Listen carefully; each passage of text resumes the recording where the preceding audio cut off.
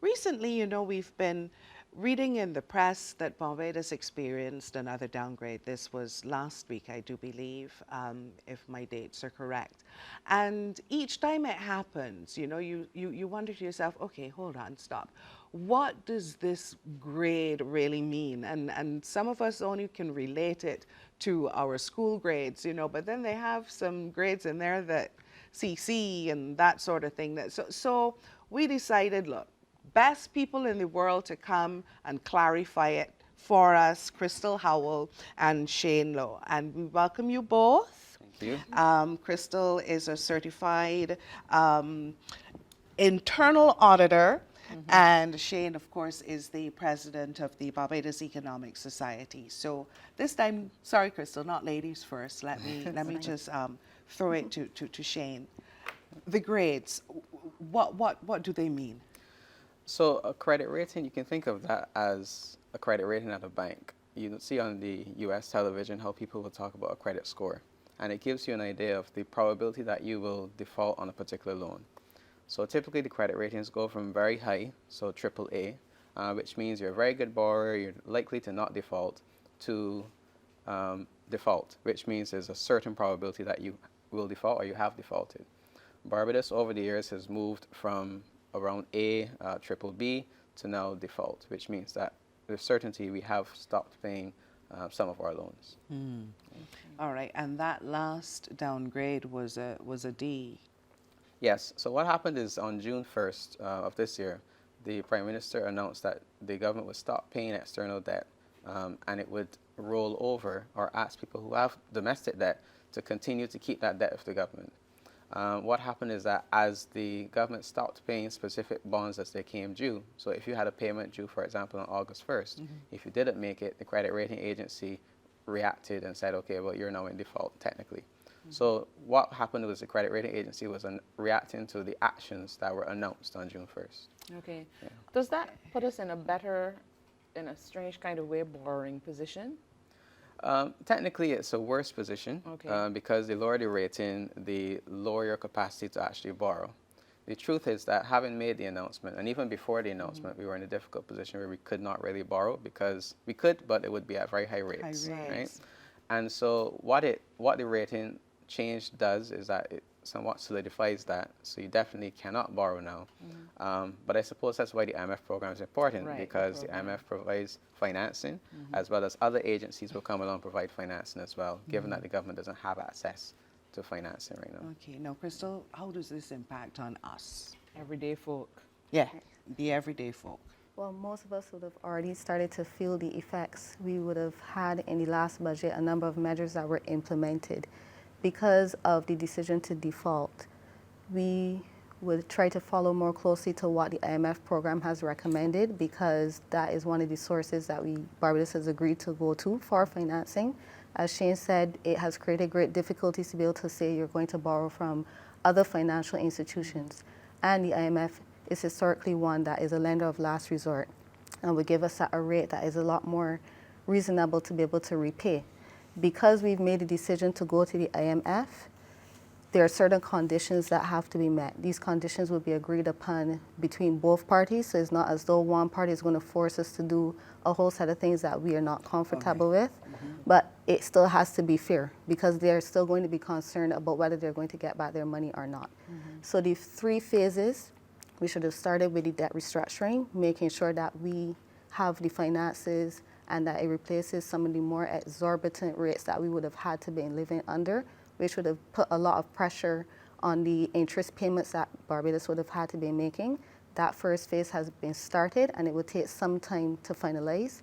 And then you will feel the second phase now, where in the nation yesterday, in the media yesterday, it would have been announced that we're going to be sending home some public servants, and the number seems staggering. But you would recall that some years ago, you were supposed to send home 3,000 persons. And over the course of time where those persons would have been sent home, a lot of persons were rehired. So the net effect was not what it should have been to come into alignment with the expectations of the IMF. Now nobody wants to be the face of sending home thousands of persons and disrupting families and making life difficult. But I am hoping that coming out of this, that is done in a fair manner, because we do know that in the public service, there are persons who contribute greatly to their job and there are persons who don't. So hopefully it's not on a basis that would have been done in the past, where it's last in, first so, or some measure where you might send home persons who actually contribute to the public service, but it's done in a way that those who will add the greatest value will still be there. Obviously, the persons who are going to be sent home are going to be very concerned, but it will definitely show the resilience that Barbadians have to be able to get back onto their feet and move forward. The government did say, though, that they are going to look at making it fair. Yes. But fair still will touch on many families, and isn't it like a vicious catch-22 situation? Because if you make those people unemployed, they're unable to spend, and spending is what you need to regenerate some kind of growth within the economy. So that's going to be difficult. But the Bahamas, That's what I think for the last 4 years, they were having a slow growth rate, and now they seem to have had their grade either stabilized or moved slightly up. You're at a BAA3 Right. Yes. negative, and the minister was very pleased with that. BAA3. Yes. So what happens is that you can have, so credit ratings typically, even though there's a scale, you can separate them into two different types of ratings. You can have investment grade, which means this is generally a good borrower, and then you have speculative or junk, which means not very good borrower. BAA3 is actually the very last rating before you move from investment grade to junk. And so naturally they're still considered a relatively good borrower. Barbados for some time, I think since 2012, has been below that rating, the junk rating. Bahamas has benefited from having a lower level of debt than Barbados, and its fiscal deficit, meaning the difference between its revenue and expenditures, is also quite lower. So while it has been growing very slowly, probably slower than Barbados has been, it's benefited from having lower debt levels, which means it has a greater capacity to reborrow that debt, to repay that debt. Okay, so in the minute we have, I wanted to know if yes. there's anything we can maybe take from what they've gone through, their program, to help us stabilize, based on anything you may know, or be aware. Yeah, well, what Bahamas, the good position that the good thing about their starting position was that they started from a position where there was not a lot of taxation in the economy. So up until a few years ago, there was no VAT, for example. What they've done is to introduce a VAT at a low rate. They've since increased it. But the initial idea was to have a VAT with very few exemptions, so most people would pay. In Barbados, we still have quite a few people who are exempted from VAT. So maybe that's one of the things that you could see coming out of the next couple of years, where some of those exemptions are removed. Thank you very much.